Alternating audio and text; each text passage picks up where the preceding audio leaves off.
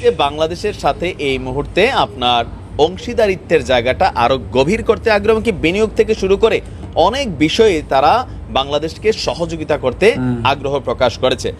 আর এই সফরে আবার দক্ষিণ ও মধ্য এশিয়া বিষয়ক ব্যুরোর মার্কিন সহকারী পররাষ্ট্রমন্ত্রী এর আগেও আসছিল ডোনাল্ড।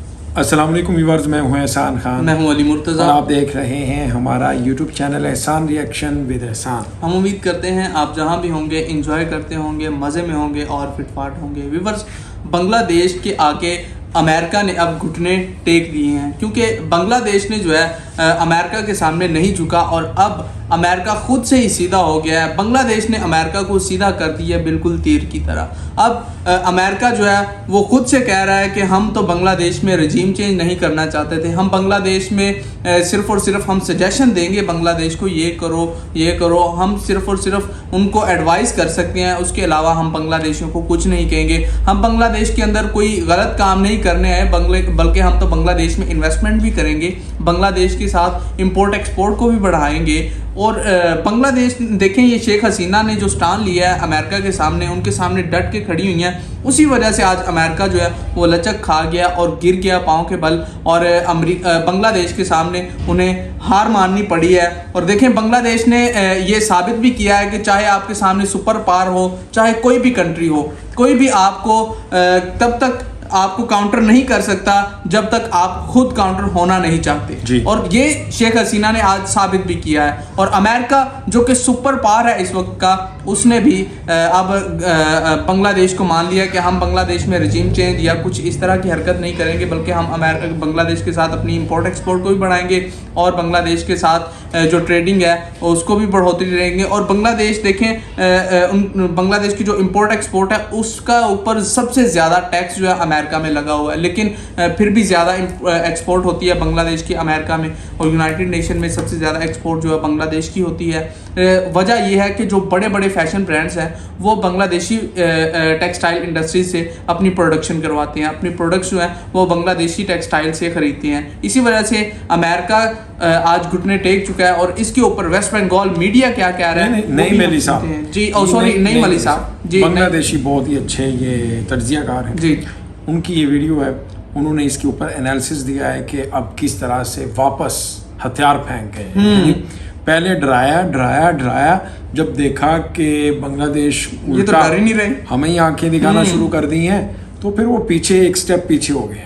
लेकिन याद रखना कि जो अमेरिका है वो कभी भी बांग्लादेश का दोस्त या खैर खा नहीं हो सकता। वो किसी का भी खैर खा नहीं हो सकता। जहां भी जाता है रिजीम चेंज या किसी को कहे कि हम आपके पास आए हैं भाई, ह्यूमन राइट्स की खिलाफ वर्जी यहाँ पे हो रही है, तो वहाँ तबाही मचाने के अलावा अमेरिका कुछ नहीं करता, किसी को खुशहाल नहीं देखता। जो अमेरिका के सामने डट जाए और उसको ज़िंदा रहने नहीं देता, लेकिन शेख हसीना का कुछ नहीं बिगाड़ पाए। तो इसके बारे में मज़ीद नईम अली जो हैं बांग्लादेशी एनालिसिस करते हैं, उनके बारे में वो अमेरिका के बारे में क्या कह रहे हैं मज़ीद उनकी ज़बानी सुनते हैं।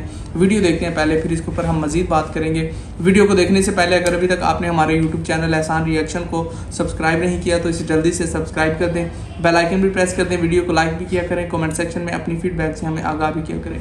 वीडियो देखते हैं 3, 2, 1 एंड মার্কিন যুক্তরাষ্ট্রের নিরাপত্তা, গণতন্ত্র এবং মানবাধিকার বিষয়ক আন্ডার সেক্রেটারি উজরা জেয়া তিনি বাংলাদেশ ভ্রমণ করবেন। আপনারা জানেন যে তার নেতৃত্বে সম্ভবত 4 সদস্যের একটি দল আসতে যাচ্ছে আমাদের বাংলাদেশে।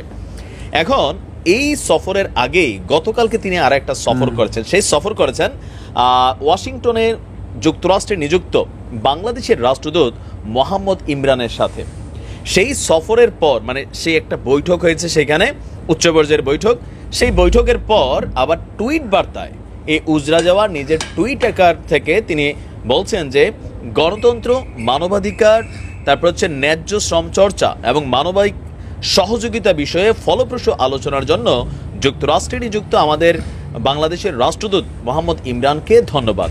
আমি আমাদের শক্তিশালী অংশীদারিত্বকে আরও গভীর করতে আগ্রহী।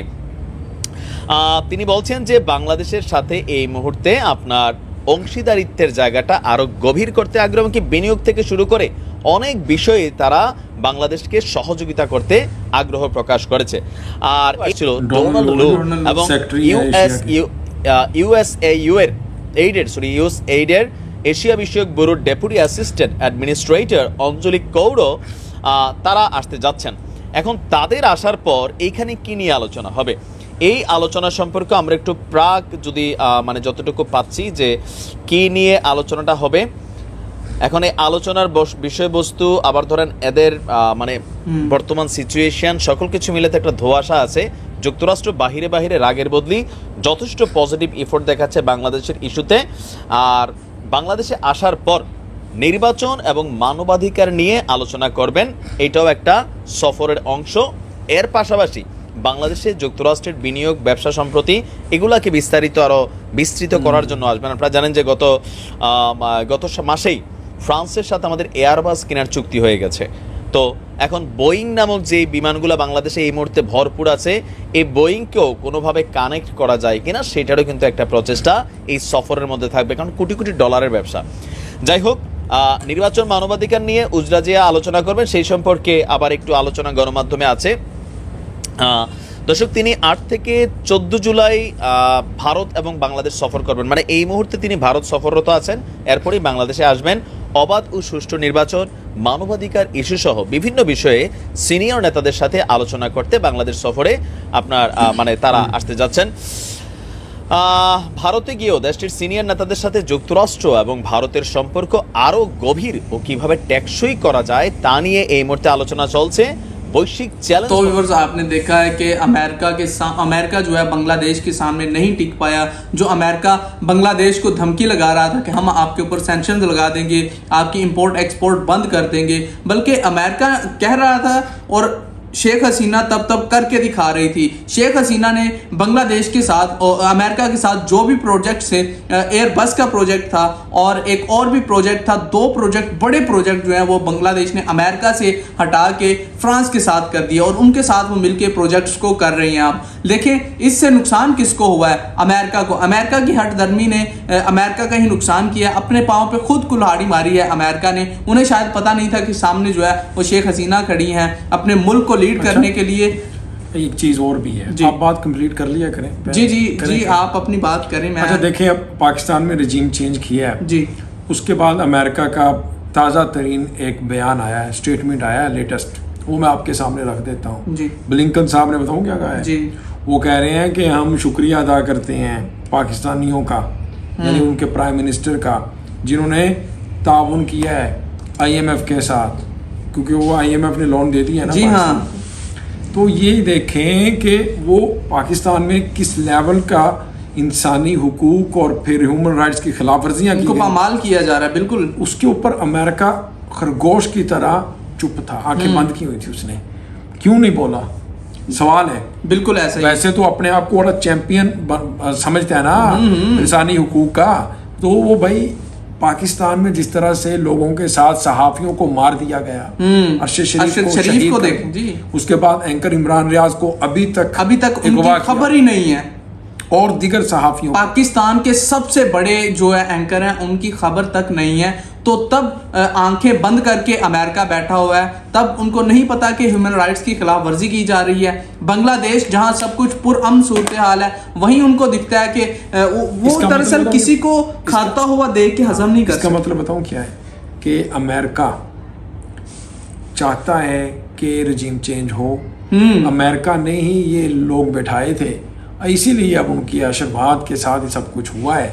और यही वजह है कि वो अब बांग्लादेश में भी वही वो फार्मूला आजमाना चाहते हैं, लेकिन मुझे ऐसा लगता है यहाँ नाकाम हो जाएगा। नाकाम हो जाएगा क्यों? नाकाम हो चुका है जी, हम शेख हसीना ने कर दिया है। तो इसके बारे में आपका क्या कहना है वो आप फीडबैक में ज़रूर लिखिएगा। इंशाल्लाह आपके साथ एक बार फिर नेक्स्ट वीडियो में मुलाकात होगी, तब तक के लिए अल्लाह हाफिज़।